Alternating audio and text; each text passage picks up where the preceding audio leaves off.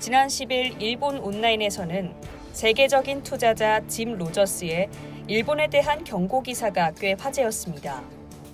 내년 도쿄올림픽 이후 일본 경제가 안 좋아질 거란 내용인데 그보다 더 충격적인 사실을 앞서 지난 6일 현대비즈니스와의 인터뷰에서 밝힌 바 있습니다. 짐 로저스는 1, 2년 뒤에는 우선 국경 개방이 가능하지 않을까라며 최근 한일 갈등과 관련해서는 통일 한국이 탄생하면 일본은 거대 경제권인 한국과 경제적으로 개방적인 관계를 구축하는 수밖에 없다고 말했습니다. 이 말은 일본이 원하든 원하지 않든 한국 경제권에 편입될 수밖에 없다는 얘긴데요. 일본인으로서는 받아들이기 힘든 충격적인 말입니다. 짐 로저스는 이처럼 지속적으로 일본에 대해 비관론을 펴는데 왜 그렇게 판단을 하는지 또 우리가 참고할 부분은 있는지에 대해 일본 동양경제가 지난 7월 짐 로저스가 펴낸 일본의 경고, 미중 한반도 격변으로부터 사람과 돈의 움직임을 읽다라는 책에서 발췌해 실은 내용을 살펴보겠습니다. 그는 일본의 미래를 어둡게 보는 근거를 간단한 산수라고 표현하는데요. 일본 인구는 줄고 있고 이로 인해 인건비가 올라 기업 운영비도 늘어난다는 점, 또 정부의 채무가 늘고 중앙은행이 돈을 찍어 주식과 채권을 바치고 있다는 점입니다. 2012년 아베 신조 정부가 출범한 이후 일본 정부는 재정을 풀며 빚이 급증했습니다. 정부 부채 비율은 지난해 GDP의 214.6%로 주요국 중 1위입니다. 게다가 고령화가 진행되면서 정부가 써야 할 돈은 늘고 있습니다.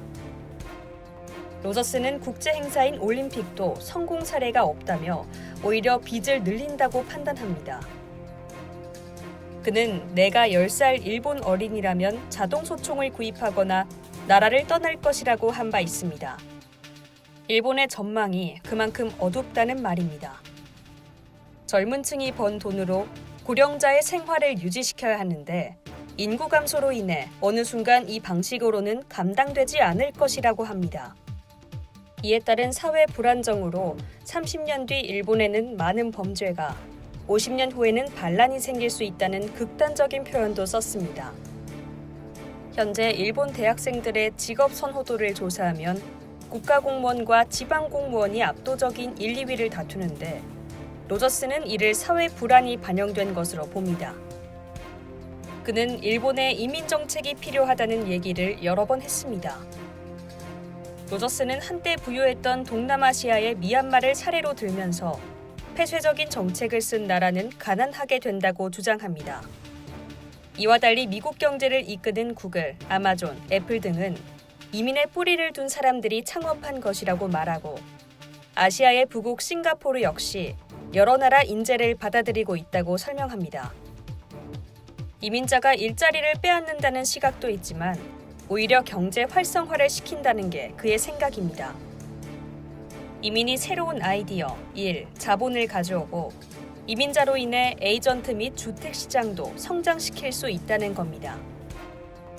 다만 4년 넘게 싱가포르에서 살고 있는 로저스는 한때 싱가포르가 너무 많은 이민자를 받았다면서 적절한 조절이 필요하다고 덧붙였습니다. 그런데 그의 이민정책 주장의 배경인 고령화와 인구 감소 등은 남의 얘기만은 아닙니다. 우리나라 역시 빠르게 진행 중인 현상인데요. 우리도 로저스의 말에 귀 기울일 필요가 있습니다. 이상 여의도튜브였습니다.